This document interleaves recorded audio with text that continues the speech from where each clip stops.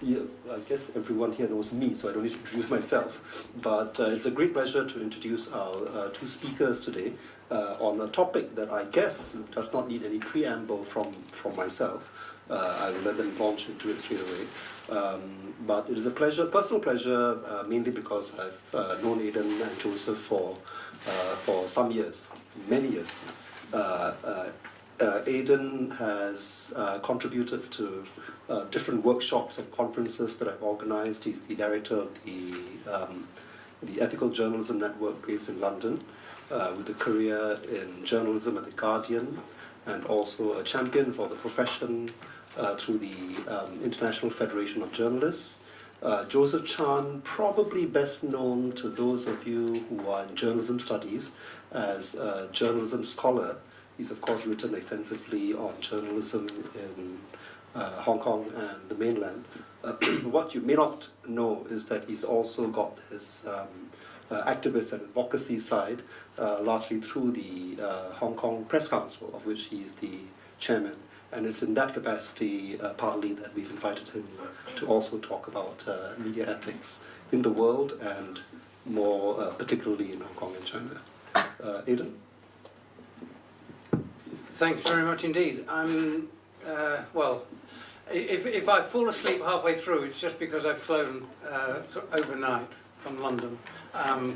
But I think I'll be all right. But I'll see how I go. Thanks very much, Cherry, and it's good to be here. I wanted to just say at the outset, I really like the opportunity to be able to say something. I'm going to speak for about 30 minutes, I think, that's what was suggested. And I'm going to talk about ethics, but also I'm going to talk about what I would call sort of the profound crisis of journalism that journalism faces today. And it's not just a crisis for journalism, there's a crisis for the question of communication, the way that we deal with one another, the question of how people communicate and the way that they communicate, and the content in their communications and so on. And there's a crisis over the quality of that content and so on. As Cherry said, I'm a journalist. I've been a journalist for a long time, about 45 years, and for nearly 20 years I was working in newspapers in the United Kingdom, and then for 24 years I worked representing journalists at the International Federation of Journalists based in Brussels, and for the last four years I've been working as the director of the Ethical Journalism Network. And just a sort of a word of explanation about it, if I can. If you could launch that for me, I'd be grateful. Just, that's the one. Thank you very much. The, let's go to where we go. View, is that right? No, you want to go to the home, and we go to slideshow, and we'll start it from the beginning.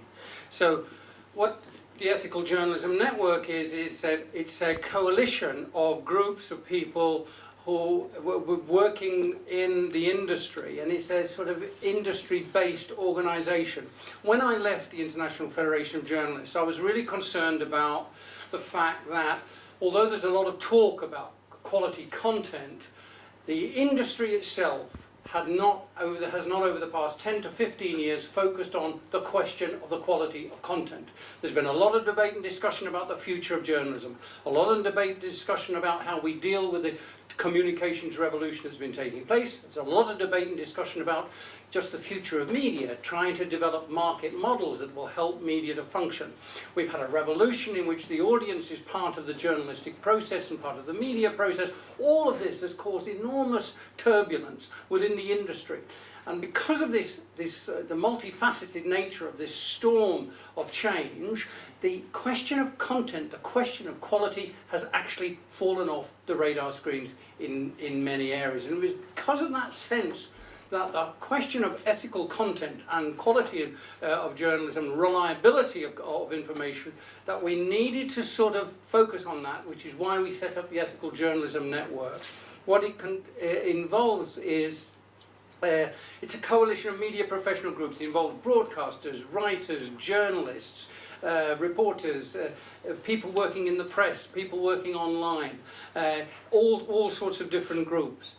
And it's basically you know, we've got about 60 odd organisations, national, regional, and international organisations working right across the media sphere. All of them come from a perspective of working within the industry in favour of free expression ideals, seeking to promote equality, a common cause, but none of them have a very specific mandate focused just on content.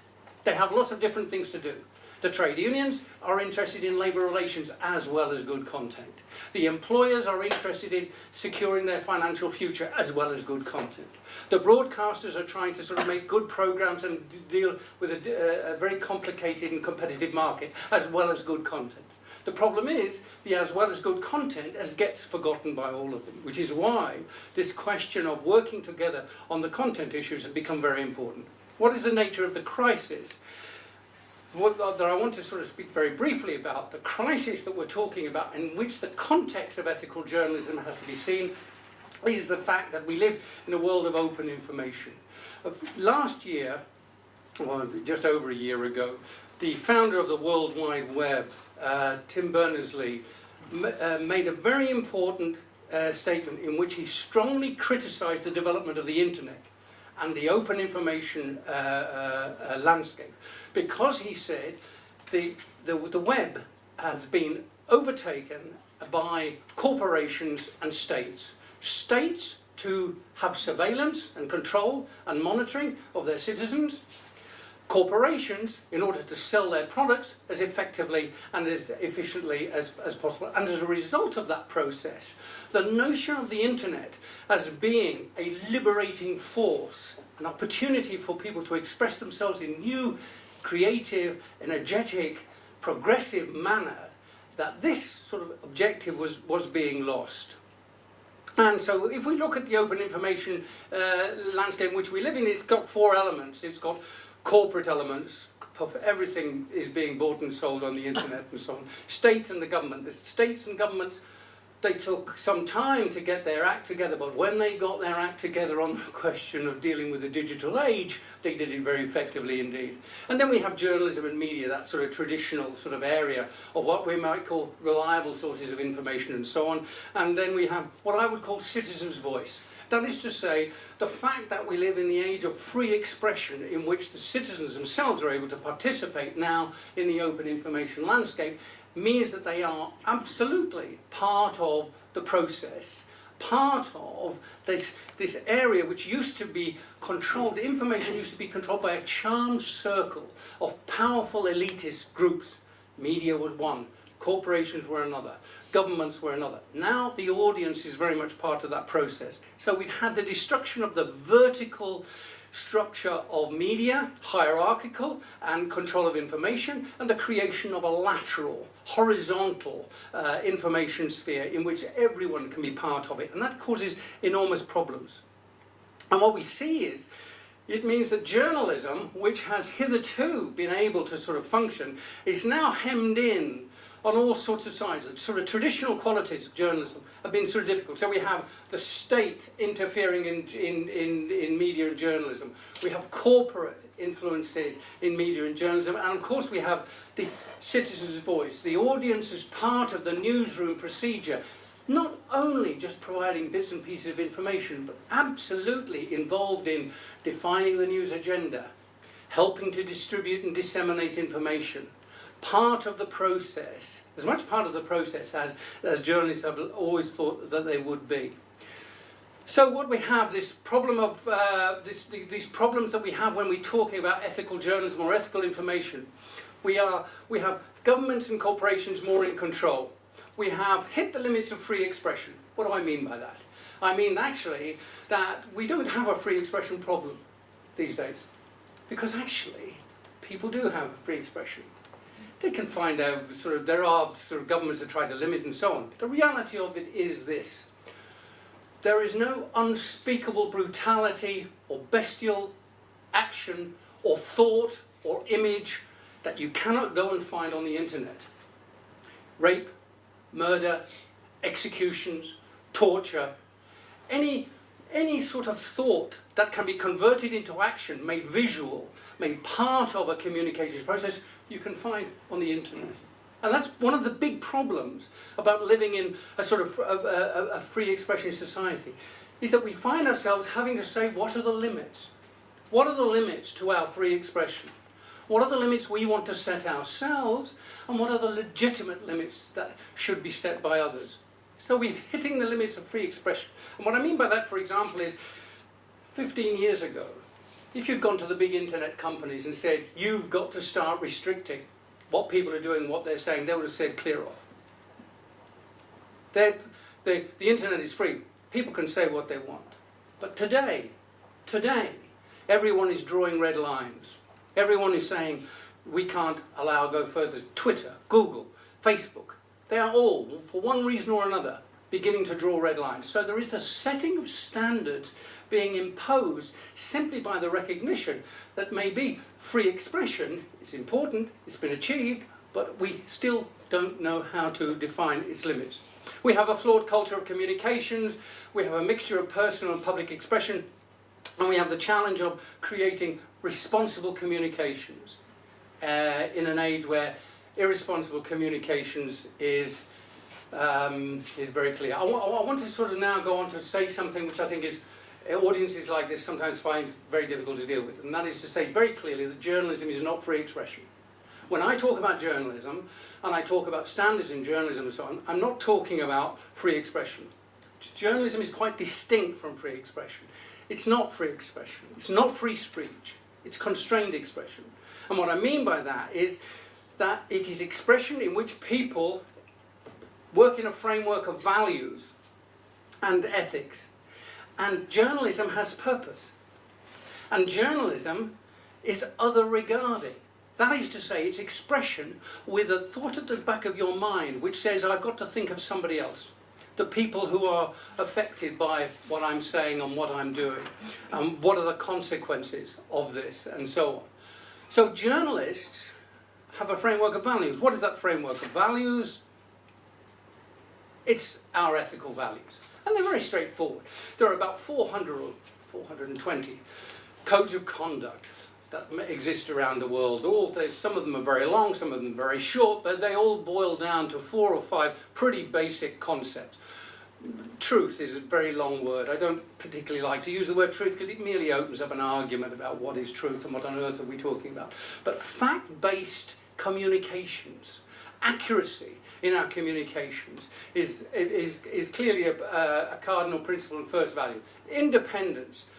Journalism is not about being the representative of government or corporation or special interest group. It's about being independent. Independent according to personal values and conscience. As a journalist, you're expected to display that morality of individual conscience. Impartiality, the notion that there's more than one side to a story.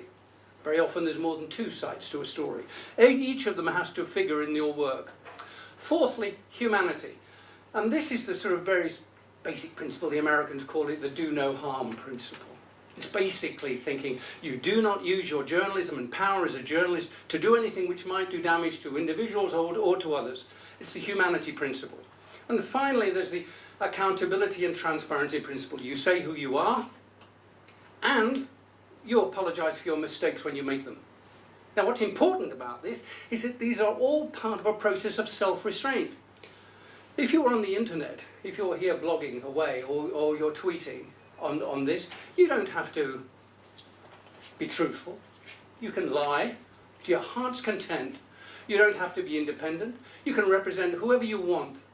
You can do propaganda for whoever you want. You certainly don't have to be impartial. You can be as bigoted and as ferociously partisan as you wish.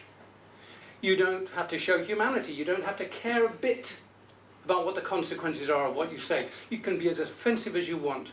And you don't even have to be accountable. You never have to say sorry, and you don't have to be transparent. That's free expression. Because that's what free expression is. The capacity to say things which, without restraint, that's free expression. It's liberating. It's strong. It's good. It gives people a sense of power, but it's not journalism. And it's very, very important to see that that's what makes journalism strong, the fact that it is constrained expression, the fact that it's defined by a framework of ethical values. When journalists expose government, or when they expose corruption, and they do so from a position of ethical principle, then the punch they deliver is much harder than something that's done on Twitter or Facebook or a blog, which doesn't come from that sort of professionalized view of how you express yourself, or the self-restraint and self-discipline that's involved in it. So that's why these ethical values that we're talking about here are absolutely essential to protect and to develop. Now, why are they important these days? Well, just going on to that point, I wanted to make this is one of the points is the real difference between journalism and the free expression community, and I get into trouble when I say this with my free expression friends, is that free expression is self-regarding. It's entirely self-regarding. Journalism is other-regarding. There are also other forms of other-regarding expression, but journalism is particularly other-regarding. So we have to see how can we take the principles of journalism, and this is one of the things that the Ethical Journalism Network is thinking of developing, is a debate about ethics for free expression, which is, that is to say, taking the ethical principles of journalism and seeking to use them to promote a debate for self-restraint in the public at large, across the whole of the open information landscape and the public information sphere. Can we imagine a situation where it's right to say there are certain key principles that you don't have to be a journalist, but if you're a government press officer, or if you're a political party spin doctor, or if you're a public relations person, if you're using the open information public sphere, then you have a responsibility to show some decency and respect for some basic principles. And here are 3 of them. They're 3 of the 5 that I picked out of from journalism. One of them, truth and accuracy, fact-based communications. No one who's using the public information sphere should be indulging in malicious lies. Fact-based communications. That should go for public relations people and spin doctors as much as it goes for journalists. Humanity. Avoiding malice and doing no harm. Is that not a thing we could foster, seek, promote as part of defending free expression? That's a key core ethic. And accountability, at least transparency and self-correction. So here are some sort of principles that come from journalism, which could form a basis for an ethical approach for open information for the future. Why do we need these issues? We need these issues because we live in a time, particular period, of intense hatred and conflicts. And we see this really in so much of the information that we're dealing with. Last year, we launched a campaign called Turning the Page of Hate, which was focused on dealing with hate speech, particularly in Africa, but in many other areas where there are conflicts. And Turning the Page of Hate is about trying to deal with the problem of hate speech. We launched it in Rwanda, in Kigali, where there was the 20th anniversary of the genocide last year. And it was appropriate. And it's a campaign that we're still to continue to develop. Why? Because hate speech is everywhere today. Everywhere. We have Islamophobia, anti-Semitism, we have forms of genocide taking place, we see religion being used competitively between communities and so on, unscrupulous politicians at work, race relations, gender equality, homosexuality, misogyny online is a massive problem, the abuse that women face. Women journalists face online, women who are subjects of stories, they face online as well. Where did this misogyny come from? How did it appear? And how do we deal with it? There's a sort of major sort of ethical question there about the nature of our sort of communication structure. Migration is a particular story. Last year we just produced this report called Moving Stories. It's a report of 18 countries, specifically looking at how media have been covering migration. And part of that is the story of how we see in this really important part of human development, which is what migration is, the revival of hate speech And we see constantly the problems that media are facing in trying to deal with it. So here are some sort of ethical sort of questions that I want to put. Violence in the news. Here's a question for you. Should we be using this picture? This picture is as violent as any picture you're ever going to see. Why? Because it's close to the moment of death. If you look closely, you can just see the bullet coming out of the other side of that man's head. It's really, it does not get more violent than this. But here's a question for you. Would we use this picture? And in what circumstances would we use this picture? What about the ethical obligation to show humanity? What about the ethical obligation not to put images which are extremely violent before vulnerable and marginalised groups and so on? How does that work? Well, this was a picture, many of you will recognise it, taken by a journalist. Taken by a journalist, and it became a front page picture in the New York Times. And it became a very important picture because it actually played into an important public debate about the future of the Vietnam War. Because it was dealing with a question of what is this war involved, what does it involve, and how do we deal with it? So here's a very violent picture. There is a strong ethical argument for not using it, but there's also a strong journalistic argument that it's essential to use it in order to promote proper public debate. Sometimes journalists have to shock in order to be able to sort of promote debate. What about this picture? There's no violence in this picture. It's a beautiful picture. It's well constructed. The colours are dramatic. They're very good. It works well. You have a strong, powerful figure, a supplicant figure. It's a political statement, of course. The Guantanamo Orange is actually making a statement about American human rights abuse and so on. Is this hate speech? Is this picture hate speech? Should we be using this picture? Apart from the fact that we are witnessing a man who's about to be executed and the inhumanity that's involved in that, there's a big question here. It can be answered by looking at it in a number of ways. One of them is to say, this is not a picture taken by a journalist. This is a picture taken by a propagandist.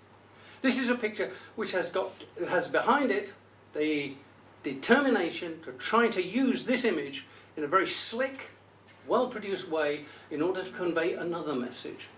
And that question is, what is that other message? How do journalists interpret that? And how do they decide on the basis of that interpretation whether or not to use the picture? So, we have to look at these questions of hate speech and free expression.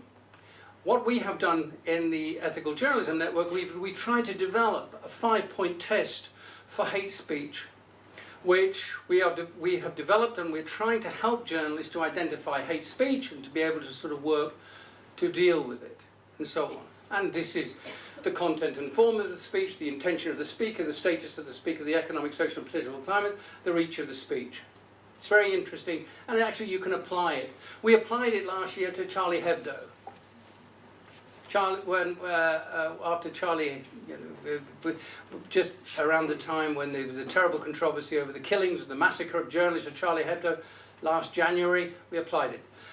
And actually, we didn't find Charlie Hebdo was hate speech for all sorts of reasons, which we can find in here. I won't go into now. But then we put Fox News. Fox News carried a follow-up to the Charlie Hebdo thing, in which they had a presenter who, facing the camera, said directly, "We must kill them. We must kill the extremist Muslims. And what we will do is we should arm moderate Muslims and encourage them to kill all the extremist Muslims." And we analysed it, and it was hate speech. Why was that hate speech? Well, it has something to do with the fact that it was beamed in prime time by Fox News into 25 million homes around the United States, including into the homes of Muslim communities and so on. So a 5-point test for hate speech is actually one of the sort of practical things that we can do. So finally, what I want to end up with is saying is that when we talk about ethics, we should not get bogged down into some theoretical academic discussion about the nature of mass communications in this sort of difficult world. It's a very simple question. It's a very simple question about how we want to communicate with each other and the basis of that communication. We live in a world in which we are blessed with the capacity to communicate in an open way and that no other generation has ever been able to enjoy. The problem about it is that we have enormous challenges in being able to use this power that we've got. Journalists, it seems to me, are under the hammer, and media are under the hammer, because the strength that they have had in the past about being able to apply journalistic principles and ethics has been severely weakened and undermined for a whole number of reasons.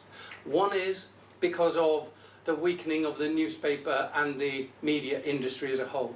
Today, journalism is not a profession in which you can make money. I shouldn't be saying that to you, because you're all hopefully looking forward to good and productive careers in journalism. But I have to tell you, it may be different here in Hong Kong, but in the rest of the world, nobody's making money out of being a journalist these days. It's really hard. So that's one of the big problems. The whole economic market models that produced journalism in the past made it valuable as a commodity, no longer working. But we still need journalistic work. We still need journalistic work. We need reliable, accessible, timely, useful information. If we don't have that, our democracies can't function. Our simple systems will break down. So we need journalism, but who's going to do it? And more importantly, who's going to pay for it? That seems to me to be perhaps one of the biggest and most important sort of questions that has to be answered by democracies around the world as they try to sort of move forward in this current period to sort of create information systems in which journalism is able to function and in which everyone who takes part in that public sphere of information is also encouraged to apply some self-restraint and some decent values. In the end, it's not law that's going to win these arguments. It's the question of creating a confident culture of communications by people and users who will want to exercise self-restraint and will together be able to isolate, expose and deal with the people who are abusive. The real challenge is how do we use ethics to try to make that work. Thanks very much.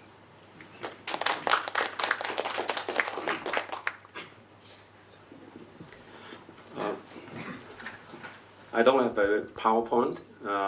Thank you very much to Aidan for outlining what is to me a very broad framework. And thanks to that background, I will talk more about the local situation and also about more specific cases, especially in reference to the Hong Kong Press Council. Now, Aidan has talked about some of the changes in the media industry, the changing communication environment. I think, as natives, of the digital era, you must be, probably you don't realize how big the changes are because, you are born with it. But to the old timers, we realize, the drastic changes. In essence, that the boundaries between categories, journalism and non-journalism has been changing. Consumers of news and also the producers of the news have changing. Even the ethical lines, are blurred. So the whole world is in a state of flux.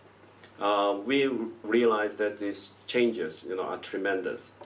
Now, but for me, I want to emphasize, what remains more or less constant, in the midst of all these changes. And these are the ethical values of journalism. In this regard, the Hong Kong Press Council was established some 15 years ago.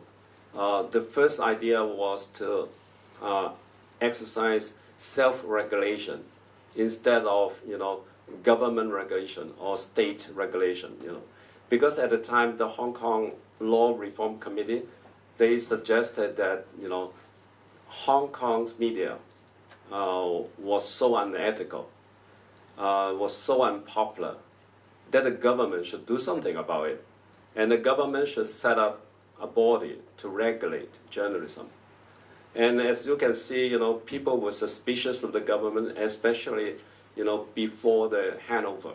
So anything that is directed by the government was in doubt. And as a result, the whole industry rallied and say, stop, we are ethical people, we can self-regulate. And within a very short period of time, the Hong Kong media industry established the Hong Kong Press Council, saying that now we have a self-regulating body, so thank you very much, don't bother.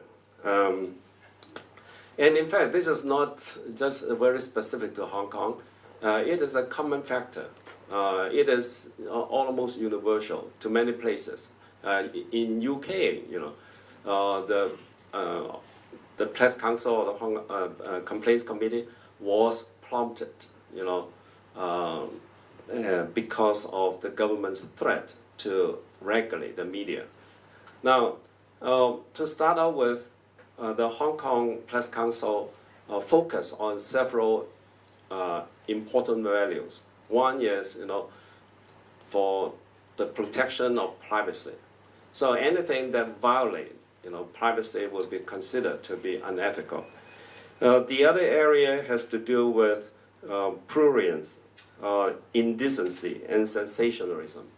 Now, this is another factor, Now, what about violence? The violence was classified probably under, indecency. What about, sex matter? It is classified under prurience. And sensationalism is also, considered to be an arena of ethical concern. What I mean by sensationalism? It is more difficult to define. In essence, it refers to the exaggeration of one part of things, or you are given a certain piece of news, a display that is out of proportion, to its significance, and you call it sensationalism. The third area that the Hong Kong Press Council focused on, finally, after some years of operation, we decided to go into inaccuracy reporting as well. So inaccuracy, was the third major area. For quite a few years, the Hong Kong Press Council hesitated to go into inaccuracy complaints. The reason is because it is difficult to decide, what is true and what is not true, what is accurate and what is not accurate. You can see that the situation in Hong Kong is rather complicated politically. Now we have the communist control media, and then on the other hand, we also have the very liberal, or in the past we have the KMT control, or the Kuomintang, of Taiwan. You can see that they are organized to be impartial, to be led by the parties. So when you talk about impartiality and then accuracy, it is rather difficult. And we hesitated to get into this, but finally there are complaints from the citizens, and in the end, we venture into this, what was considered to be troubled waters at the time. Other than this, for some of this, you can easily see that most of the complaints are about sensationalism, indecency, and prurience. Some of the more better-known examples would include, for instance, prurience. That is a cover story on one of the weekly magazines. I think it is East Week, one of the weekly magazines, and it is about a famous actress in Hong Kong, nude, because she was detained by some scoundrels, and then took pictures taken of her in a car, without clothes. But it was portrayed, on the cover of the magazine. Of course, it aroused a social uproar, and there were many complaints against it, and we ruled that, it is a violation of the ethical principles, and as a result, we released a public reprimand of this behavior. And then privacy, Now, privacy, originally, it is not part of the Hong Kong culture, But now more and more people are concerned about this, and they value this too. And we used to receive some complaints from the actors and actresses, because they felt that, their privacy was infringed. But we make it a requirement for the victim of the violation to file the complaints themselves. Other people cannot file a complaint on behalf of an actor or actress. They themselves would have to file the complaint. There are some interesting cases, like an actor and actress, the two well-known people. The husband was rumored to have committed rape, and then the weekly magazine again, had a cover story, saying that, this family had a quarrel inside the house, and they took pictures of the windows with the curtains down, but then you can see the shadows, against the curtains. Okay. And they make up conversations among the family members, and to us, it was a violation of the privacy, because there's no, supposedly, you don't infringe the privacy. You won't be able to come up with that conversation among the family members. Whether that's true or not is another matter. But by the very act that you reported that, it is already a violation of privacy. And now with inaccuracy, so far we have received cases that are solvable quite readily, because there is a way to find out which is accurate and which is not accurate. In Hong Kong, sometimes they report something bad, and then they take a group photo, and then people may associate the report with the people in the picture. Now, in that case, some people who were more identified in the picture would be considered, or they would file a complaint, because I'm standing out, and then you take a group picture, and then people may associate the report with that person, and then in some cases, and we can easily rule on this, just inform the editors, even technically it is not inaccuracy, but it is better that you pay attention to this, and so it is not an reprimand, but at the same time we want to inform them so that they won't commit the kind of mistake later. Well, not necessarily unique to Hong Kong, but another common problem related to the issue of inaccuracy is self-censorship. Now, we do not point this out in our codes of ethics, but the closest thing, the closest value associated with this is self-censorship. It is commonly known in Hong Kong. It is practiced in our surveys. We find that people admitted to self-censorship. There were cases of self-censorship. Now, should it be considered to be an ethical issue? That is a problem. Okay, but so far, most journalists will still find that it is not an honorable thing, to admit that you have self-censor. So self-censorship is still considered to be something bad, So ethically, that should be an important part of it. A very good illustration of the self-censorship thing is like what we witnessed last year or 2 years ago, 1.5 years ago, when there was the occupation movement in Hong Kong, and then the TVB journalist captured 7 policemen, arresting a man and then pulling him over to the dark corner of the road, and then from the shadow and from the image, you can see that that man was kicked and beaten up, okay? And then they show it in the middle of the night.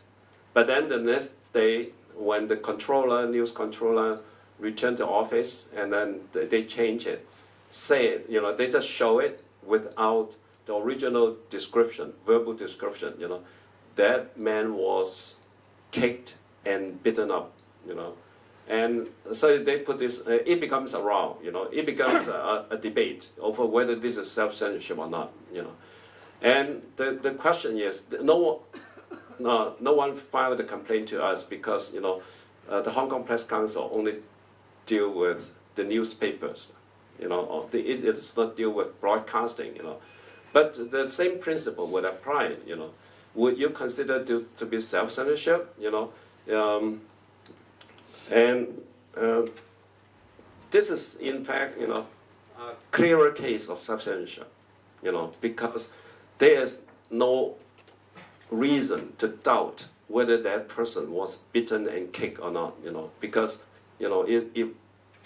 in that case, you should believe your eyes. But this is quite commonly practiced in Hong Kong. In many reports in regard to China, even to China's economy, when it is going down, are you ready to talk about its decline? Not now, of course. I mean, several months ago, before the decline becomes obvious, are you so ready to talk about it? What about the media? And even when the publishers, the missing publishers from Hong Kong, do you talk about them?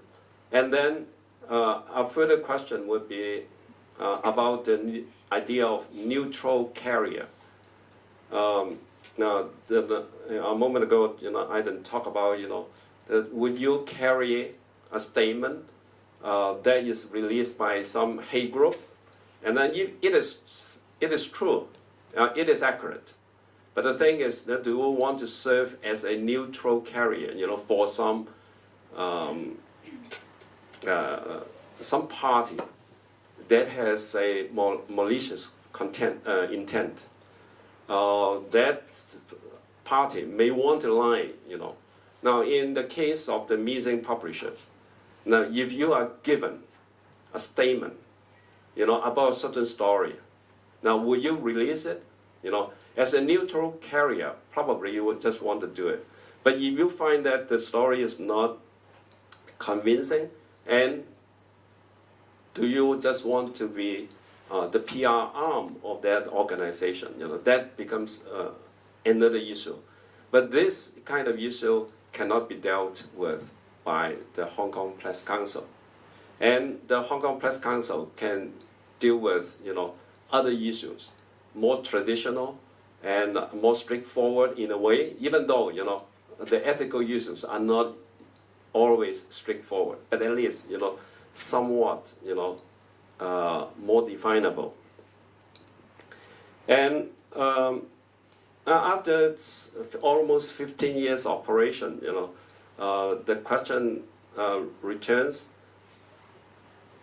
whether, how effective is this kind of self-regulation? If it is not regulated by the government, I would say the press council that is there, You know, it is better to have one press council.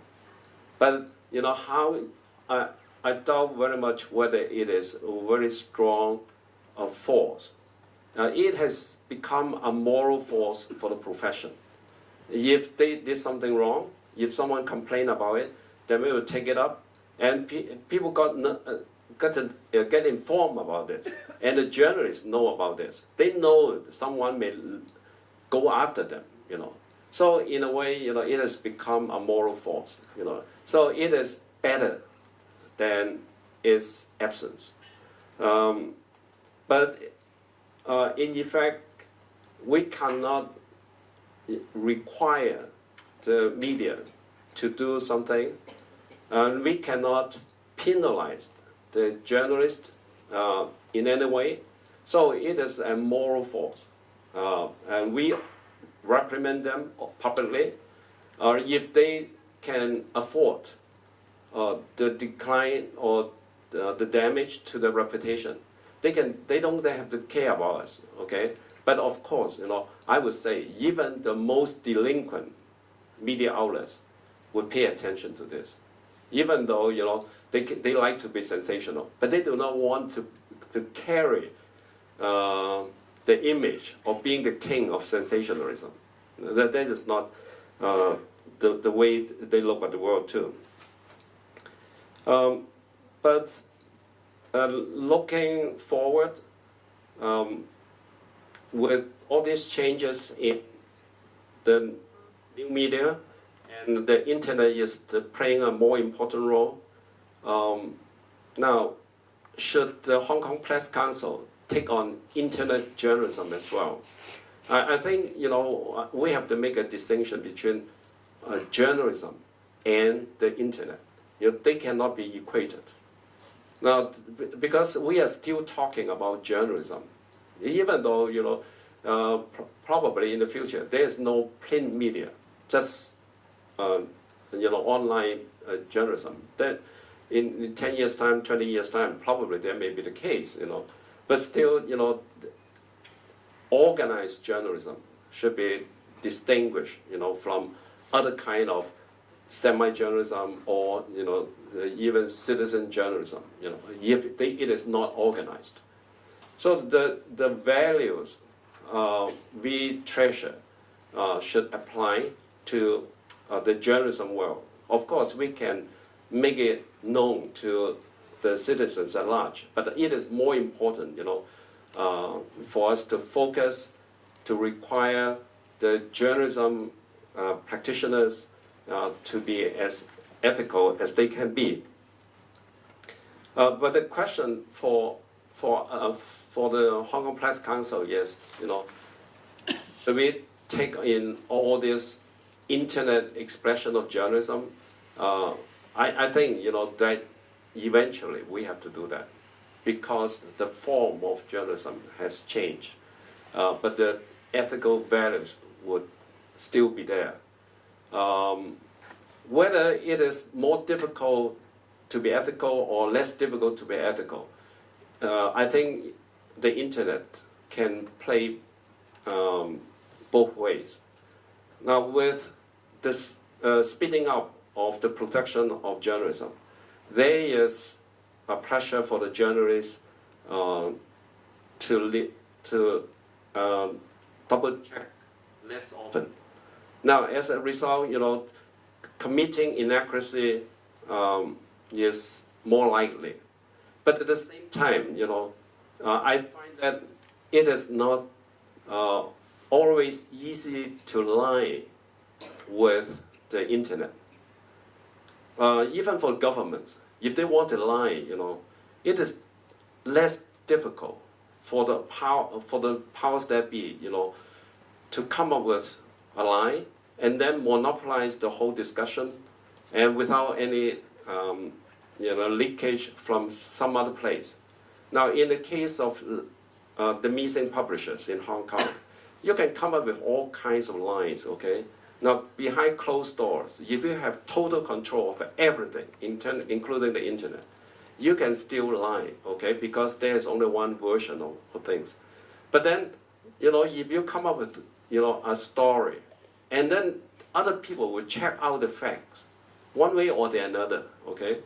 During the process of arrest, or illegal arrest, if you like, or, detention, during that long process, someone would have captured something, either in photos or, at least a verbal account, and they will add up to a different story, and they tend to refute what you had in mind.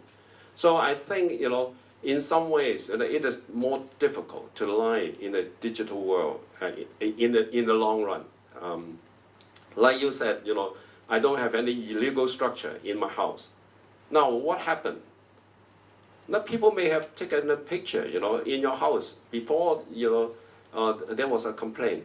And then there were satellite photos from above, showing the before and after photos. And it is more difficult to lie in the end, But of course, I'm not saying that power is not important. So-called truth is still constructed very much, under the heavy influence of the powers that be. But at the same time, the internet, the digital channels have made it more easier, for the public, or the journalists to refute one way or another. But before they can do that, they have to be not afraid. They have to have the courage, and they have to have the freedom, to express themselves. So it is not the end of ethics. I think, there's still something that the public and the journalists can do. I think I had better stop here and then entertain some questions. Thank you.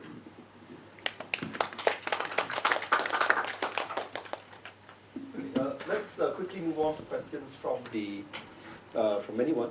Please introduce yourself so that our two speakers will know who you are. Give us your name and what you do here. Hi, I'm Suzanne, a third-year PhD student, a very tired one. I was just really wanted to pick up on your point, Adrian, at the last, because I worked for Open Society Foundations, and one of the biggest problems that we found when we were working, especially with the FIJ and everyone, is the fact that the cost, because as you mentioned, it was so many journalists are not getting paid, from Belarus to Zimbabwe to Mexico, wherever it may be, and I think that ethics is being driven down as well by the fact that they're not getting paid, as you said. So is there any way in which, maybe organisations, maybe not press clubs, but other ones are going to help support that to be a combat for, rising ethical standards in journalism? Well, I think the answer to that is... the answer to that is, look, we've got to find a new model. We've got to find a new way of, if we want to have a reliable system of public information which is going to help people to take part in sort of any form of democracy, they've got to have access to reliable, timely and useful information. And that's why they need journalism, and that's why we need a form of journalism. Now, if the private sector can't deliver it, and that's increasingly the case, and the public sector is suspect in its ability to deliver it, which we see with so many so-called state broadcasters around the world, the question is, what models do we have? And I think we do need to look at sort of some new models. I don't know. I don't think we can rely on the Bill and Melinda Gates or the George Soros of this world to sort of give us the journalism we need, because they actually have their own agendas as well. So we have to sort of look at the question of, are there new models for funding public information services? Do we need to look at the provision of journalism, independent reporting of the exercise of power in society, the provision of publicly useful information? Do we have to find new ways of doing that through forms of taxation or whatever and so on? I don't know. I do know that all societies do invest money and pay money for services that they deem important, which aren't profitable. Most societies will pay for, through their taxes, all sorts of important cultural institutions that are necessary to help distinguish that society. So you'll have libraries, public libraries. You'll have art galleries. You'll have theatre companies. You'll have music and so on. You will have all sorts of institutions which are publicly funded in order to give the cultural characteristics of and traditions of a society respect and to maintain them. And that's very good. And very few people complain about that. But so the question is, if we think that's important as a cultural part of the societies in which we live, why don't we take the same view about the information culture and the information sphere and so on? So there is a big sort of discussion that we need to have, because the revolution that's taken place in the way that information, the way we communicate with one another, has been absolutely extraordinary.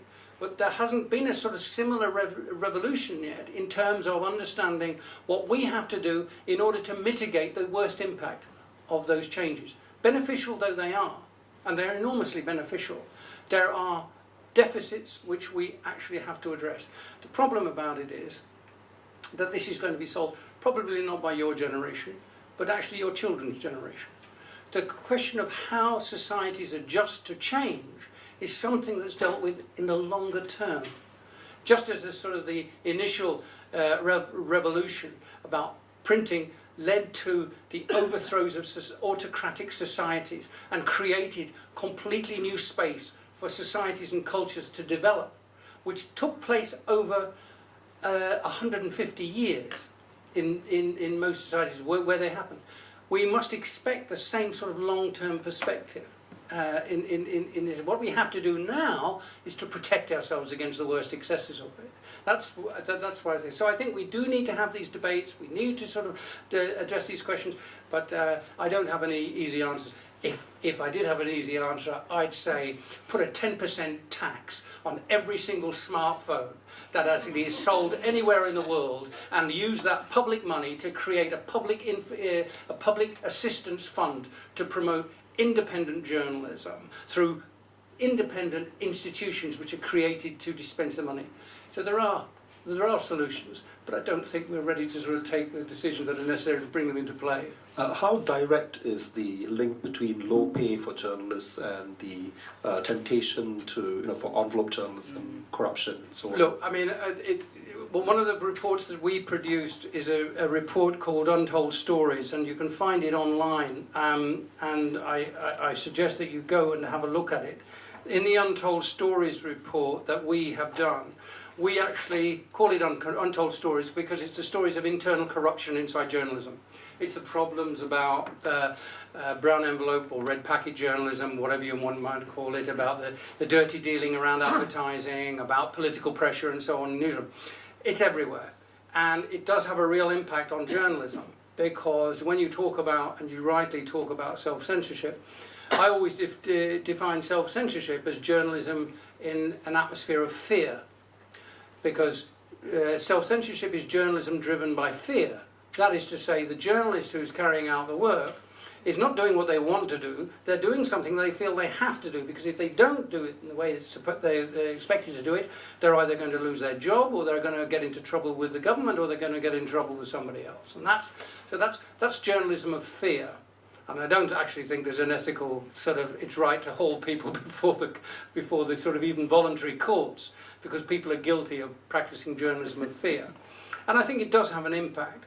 But on the other side, I mean, I can say in my sort of 30-odd years going around the world defending the interests of journalists, I have actually marvelled and been privileged to deal with such journalists who worked in terrible poverty-stricken conditions, political conditions in which they take really great risks, and produced really decent, high-quality journalism of a very high moral calibre. So in the end, it's not an excuse for unethical behaviour. Poverty is not an excuse for unethical behaviour. Poverty is part of the conditions in which people have to sort of struggle. But you can never in the end say, I did it, I did it only because I felt I had no choice. It was the only way to earn a living. It is true. We need to create better conditions. We need to make journalism, journalists able to work in conditions and in an environment where they can do the right thing. But there's no doubt at all, it does have an impact. actually had a question for both of you. Introduce yourself. Thank you. Thanks. Sorry, yeah. I'm Swati Maheshwari. I'm a third-year PhD student here. The subject of my dissertation is censorship in Indian journalism. And I think, the question even for you is, by focusing just on the content, aren't we sort of not addressing a large problem, which is self-censorship amongst journalists or in journalism? And Joseph, given that you've been observing the Hong Kong media for 15 years, have you found that self-censorship by journalists, in the last few years, does the internet compensate for filling the gaps where journalists self-censor? Is that enough to fill the gaps? No. The basic observation there is, self-censorship has something to do with power change. It is reconfiguration of power, and the change can be so dramatic that it becomes, to take a metaphor, it becomes a black hole, especially when the power is heavily concentrated. In that case, it becomes like a black hole. Anything that passes close by it, it got drawn into it, and then you don't have to fall into you don't have to go into the black hole. You just fall into it. One thing is our fear. The other thing is our the attempt, to appease the powers that be. Because if the power center can control, the opportunities that you have, then you would have to pay keen attention. You want to have favor by appeasing the power centers, and then you want to, because you don't want to be penalized, and then you want to do the same thing, So it works both ways, appeasement and self-defense. And once this change, and then other things would fall into places. And the worst thing is, more and more media began to self-censor, and then you do not question, you do not raise issue with what you should do. And in effect, the power centers can get away much more readily. And, they will not be criticized. Now, this is the general environment. Yes, in regard to some specific events, such as the missing publishers. Now, in that case, the mass media, the social media, the internet, can play a role. They can post specific arguments against certain stories. But in general, talking about the big picture, the macro structural change are of more importance, I think. And then, if I may, let me backtrack a little bit about the low pay, the salary and ethical performance of the journalists. Now, we did a comparative study of journalists in Hong Kong, Taiwan, and China. The representative survey and so on. Now, the one area that we compare is the ethical orientations. Now, very interestingly, when we asked them about some of the basic principles, impartiality, accuracy, and so on and so forth, and of course, we also include one item, whether they think that, journalists receive monetary reward, from the information source. Okay, that is the most testing item. Now, very interestingly, when asked about their orientations in theory, and you will find that the Beijing mainland journalists are the most ethical, to be followed by the Taiwanese, and the Hong Kong journalists are the least ethical. Talking about whether you should accept meals from the information source, whether you should accept free trips from the information source. mainland Chinese journalists are in general, ethical. Of course, we realize that that may not be the case. So we ask another question. That is, how often are your colleagues doing this and that? Okay, and then it is not about themselves, committing that kind of ethical mistake, right? It is about how their colleagues are behaving. Now, the picture was reversed, especially when you come to money, because that is the most, tested. And it is quite well known in China, that paid journalism prevails. The question is, are they better paid? Do they have higher social status? Now in China, journalists, during the time and for quite a long time, they are of high social status because they are recognized to be very powerful, very influential, and they are part of the party apparatus. But at the same time, they are quite well paid in a way by Chinese standards, quite well paid. And in fact, the Hong Kong journalists are not the best paid. Okay. Now the question is why the Hong Kong journalists, are more ethical than the mainland counterparts. I think it has something to do with the rule of law, the ICAC. We ask the journalists, they always cite, the influence of ICAC is so powerful, and also anti-corruption has been part of the people's public culture. ICAC is the corruption watchdog in Hong Kong. ICAC is the watchdog of corruption in Hong Kong. It was established in the 1970s. Okay, so throughout all these decades, and it becomes so powerful and influential. It was the second most respectable organization in Hong Kong, and then people do not want to play with fire in this case. It is become part of the culture too. That's like during the Lunar New Year when you meet a tycoon. He gives you a red pocket. They either don't accept it, or if they do, and then they would bring it to the organization and say, we will contribute this to the community chest.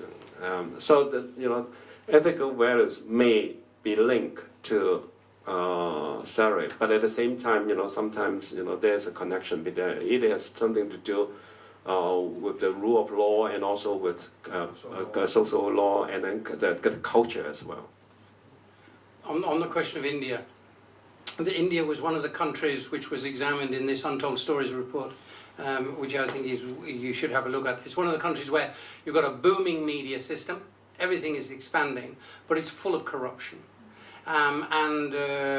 This report found the problem of paid news, the introduction of opaque private treaties in the news business, blatant blackmail, a widening gap in the legal regulatory framework, and the industry's flawed arrangements for measuring reach and readership. I mean, the fact of the matter is, if you're looking for an example of where the industry itself, rather than individual journalists, has a responsibility that is not being met, then you don't need to look further than India. The fact of the matter is, the industry's lack of discipline, responsibility, and ethical quality has led to a terrible decline in quality and standards in India. And it's led by groups like the Times of India. The Times of India signing deals with corporations in order to guarantee them free publicity. For paid news and so on and so forth. And the Press Council in India, when they investigated the situation a few years ago and found in detail that during an election period, newspapers were systematically extorting effectively money from candidates in elections in order to write either favourable stories about them as candidates or knocking stories about their opponents. And they even, some of them had a rate card that they would charge for such stories. When the Press Council did an investigation into it, it censored itself. It didn't publish it in full, which actually reaches the sort of stage that a Press Council is a good thing to have. And press councils are a very important part of the self-regulatory structure.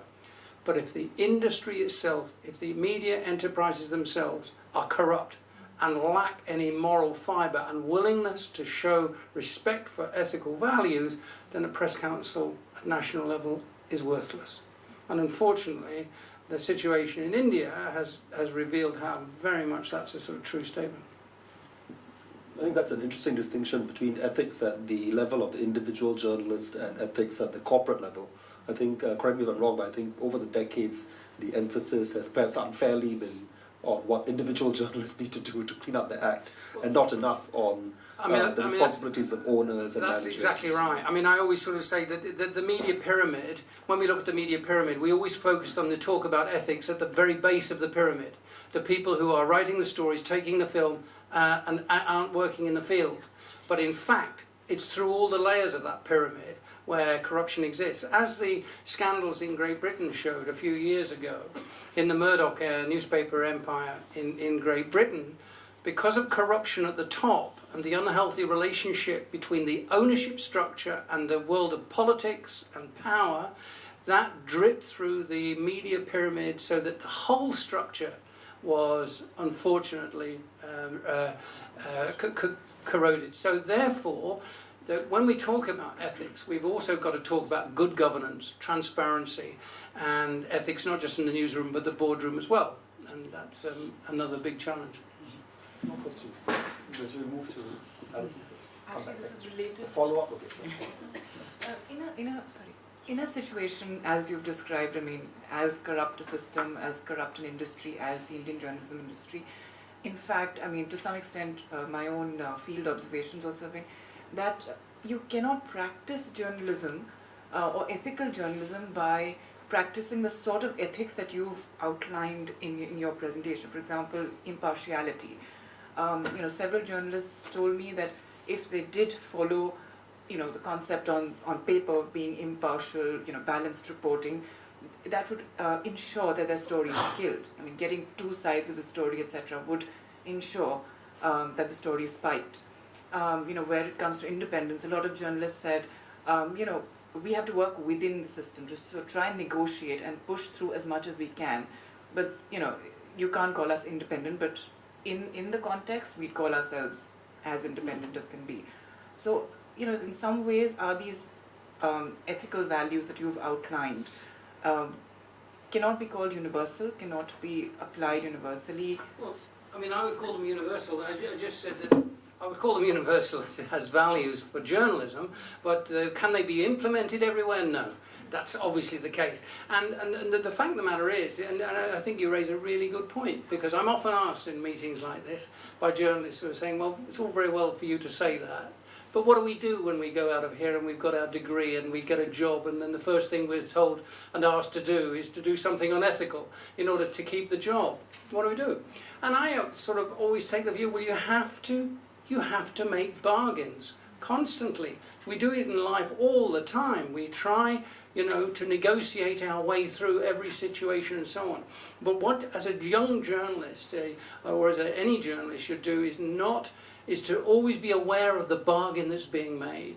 Always be aware that there's a sacrifice being made here. And also then to sort of think of what are the ways to get round it next time. Impartiality, it won't work on this story. Can it work on the next story?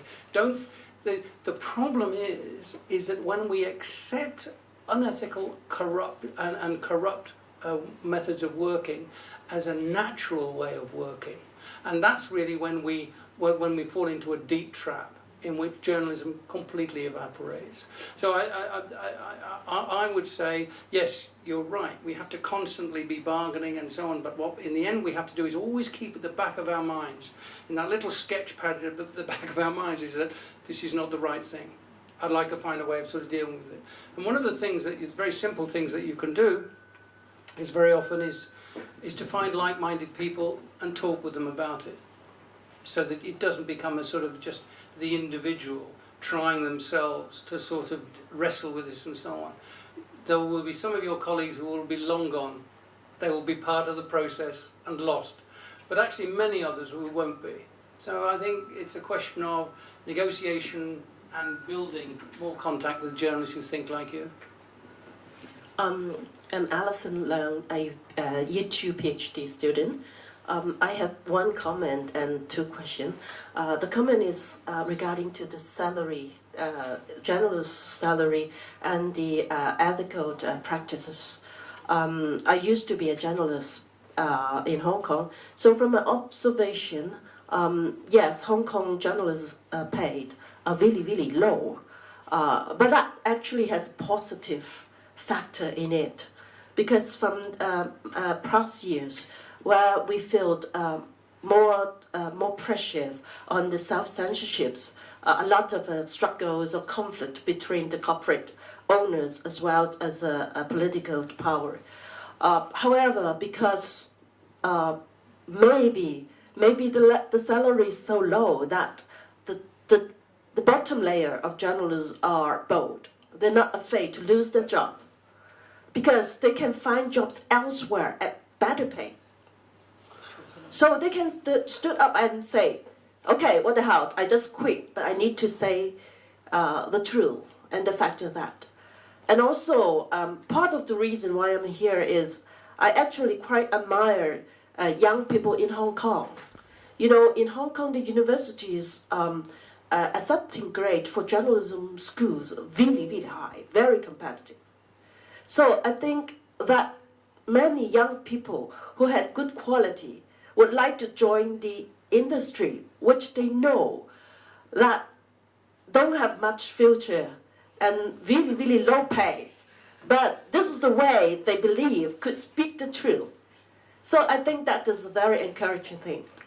Okay, but my question is, I'm working on a paper about professionalism and financial journalism in Hong Kong. I just wonder whether the Press Council had received complaint about violation of ethics or professionalism in a like financial way, like conflict of interest or insider dealing or sometimes like that. Because it seems to me I haven't heard too much about that. Is that an area that people are not discovering that, or whether Hong Kong journalists are so ethical that they are not committing this kind of problem?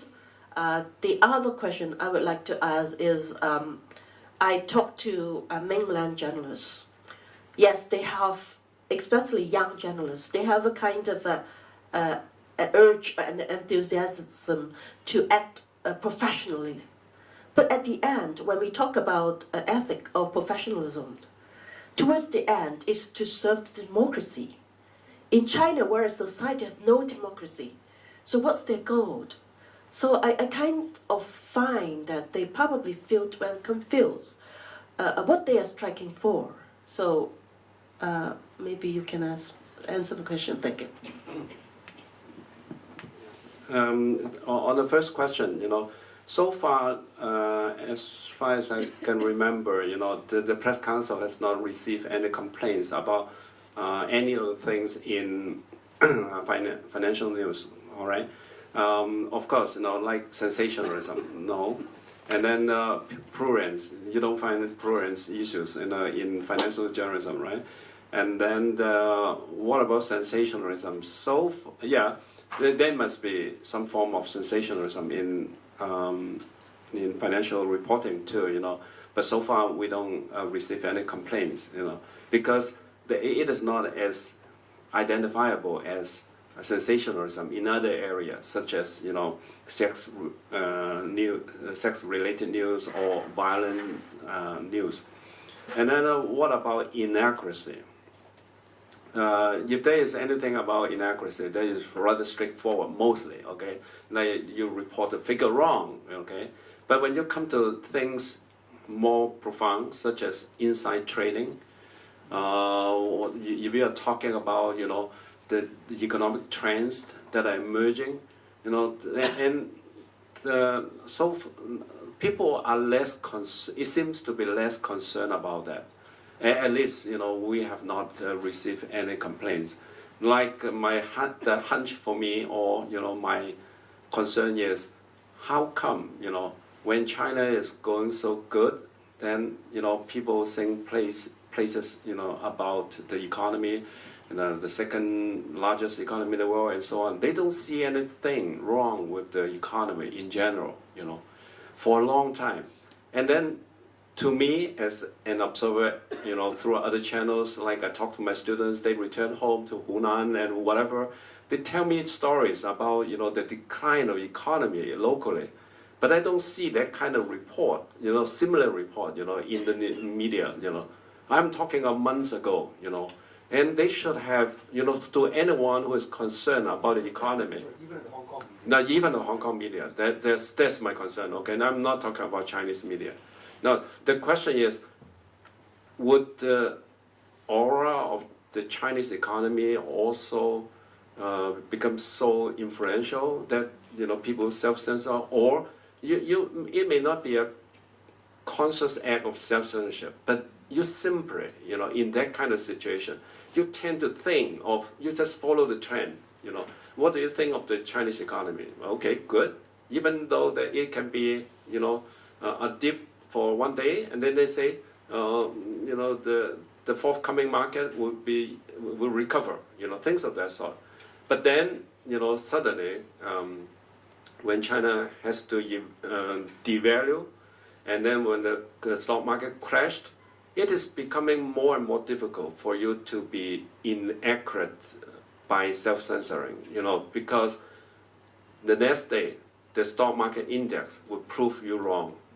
Now, it becomes a credibility issue, for these economic commentators, and the inaccuracy issue will come in, So I think it is an issue there, but so far for different reasons, financial news seems to be an exception or of no concern to those people. And those people, may not want to, file complaints against these corporations, and that, it may have something to do with that too, but I don't know that. The second issue would have to do with, it is not necessary for democracy that the Chinese journalists are working at, But the thing is, for them, the more immediate issue is, do we have the autonomy to report what is newsworthy? Do we have, some kind of independence? Independence is a dead word, is a sensitive word in China. That's why when we ask the journalists about what kind of autonomy do they have, we don't ask exactly, what do you think that you have autonomy in your news production? We don't use the word, okay? We asked in other kind of forms so that, it becomes less sensitive. But the thing is, they want to have the right to report on what is newsworthy. Now, is this connected to democracy? Yes. Is this connected to freedom? Yes. I think it is more of a freedom issue first. But to the Chinese journalists, they seems the tradition plays a role. 为民请命, okay? They used to say, we are the spokesperson for the public. This is a tradition for the intellectuals from the emperor days, okay, and they inherit this, and I think specifically they are at this stage. Professionalism is fragmented, it's piecemeal. It is not as it's not as wholesale as in other places, So they connected to democracy, but not exactly about democracy. I mean, interestingly, the Old China Journalists Association has been involved in trying to sort of set up ethical committees and a national ethical body, similar to the Hong Kong Press Council, but for the whole of China. And they've actually set up in, I think, about 15 provinces, ethical committees. So there is a sort of a real problem that the Chinese authorities are sort of trying to deal with, because they want to pick and choose the range of ethics that are available, because they need journalism to expose corruption, for example. It's absolutely essential. You need to have an independent capacity to analyse and expose corruption when it's taking place. And the Chinese authorities, the party's aware of that need. But at the same time, what they don't, they've got a long list of areas where journalists aren't allowed to function and so on. So the problem is one always has to use the birdcage analogy. You know, working as a journalist in China is like being a bird in a birdcage. There's a certain amount of space you can fly around in, and sometimes the space is enlarged because it's a sort of movable birdcage. But once you hit the edges of it, then you have to sort of fly back. So your area of freedom is limited. The problem is that there are so many areas which are regarded as red line areas where you're not allowed to function. But is there within Chinese journalism a sense within the culture of journalism that they'd like independence, they'd like to be ethical, they'd like to be moral? Absolutely there is. And does it function? Actually it does. In many areas of work and reporting, it functions. So it's really confused, and therefore when we use the word democracy, I think we have to be very, very careful about saying that ethical journalism can only function in a democracy. I don't think I agree with that. I think ethical journalism functions where people feel that they can push and they can do what they can, as long as they feel they have the capacity at some point to be able to be as free and then to inquire, to ask questions and to publish what they can. The problem is on the mainland it's a tap that's turned on and off by the authorities at their own political, according to their own political prejudice. Because maybe we could say that quality ethical journalism requires democratic values or democratic norms which are quite universal and exist even in societies that don't respect, they don't have democratic systems, and they may, as you said, they may use different terms as well, right? And we need to be sensitive to, they may not use the term democracy, but essentially they are striving for the same kind of respecting the public as the ultimate source of legitimacy and morality and so on, and informing the public and so on, even if they don't use the term democracy. I mean, I think one of the problems is that ethics are, I mean, people know, but they don't have to go to school to be told what's right and wrong. They know what's praiseworthy, they know what's disgraceful, they know their humanity is sort of made up of people who have a sort of certain ethical qualities and standards and so on. And the point about it is people know when they are doing the right thing and they know when they're not doing the right thing. The point about it is creating the conditions whereby people can feel that they can be honest with themselves and with the world that they're dealing with. And for journalists, it's particularly difficult because a lot of the work that you do as journalists is asking questions of people who are more powerful than you and who have real power to wield, and that consequently makes it very troubling and difficult. That's why we need to sort of nourish journalism as an important part of the structure in which that gives voice to the people, to power.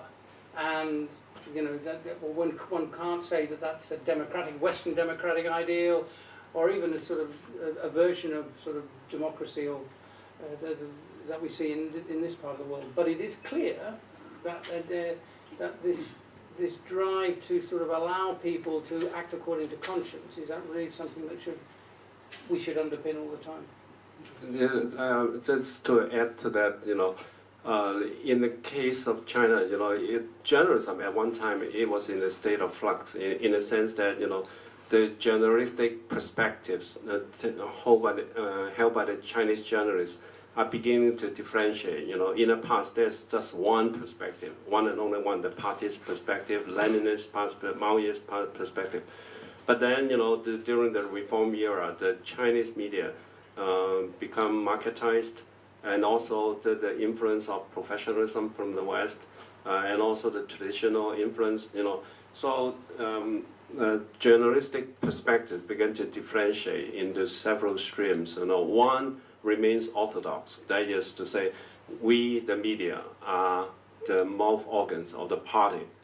And by professionalism under this kind of tradition, in order to be professional is to be very knowledgeable about the party's directives, and then even without the directions from the paramount leader, you know, I feel it, I know where the lines should be drawn, and then this is considered to be the most professional journalists, you know, in the field.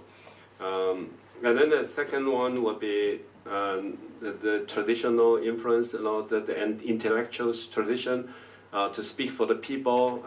In fact, you know, it is close to, you know, in some ways to the idea of professionalism, which in the context of China is tied to the struggle, you know, for independent journalism. And also you want to have more autonomy so that you can report on what is newsworthy. You want to redefine newsworthiness, you know, in ways that are alternative to the parties. You know, so it has been this kind of struggle on the main.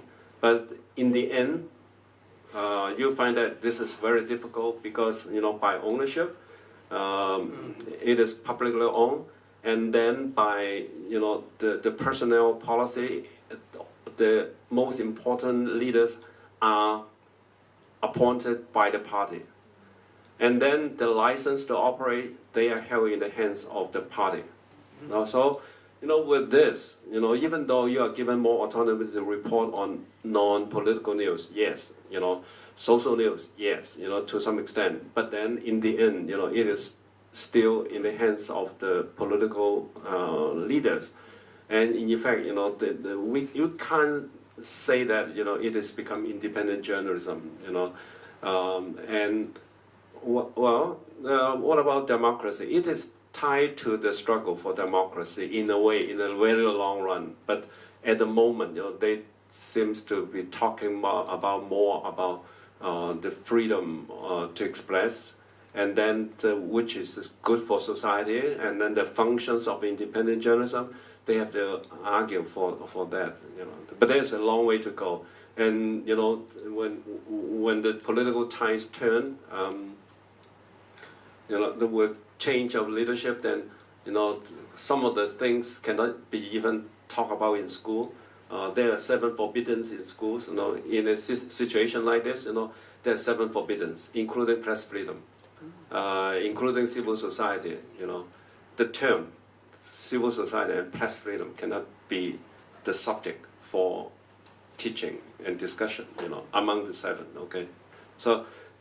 Because of this change in leadership in the last 2 years, you know, it is going back to that. So it is far away from independent journalism, I would say. You know.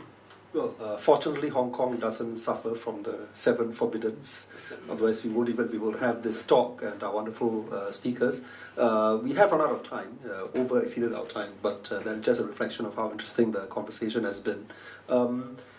We do, unfortunately, I know usually after every talk there will be private discussions and so on. You may want to meet our 2 speakers, but we have to usher them out quite quickly because Aidan has a meeting at 2, so we need to feed him before that as well as Joseph. Oh no, So it's the middle of the night for me, it's okay. so dinner, right? It's actually dinner time. Yeah.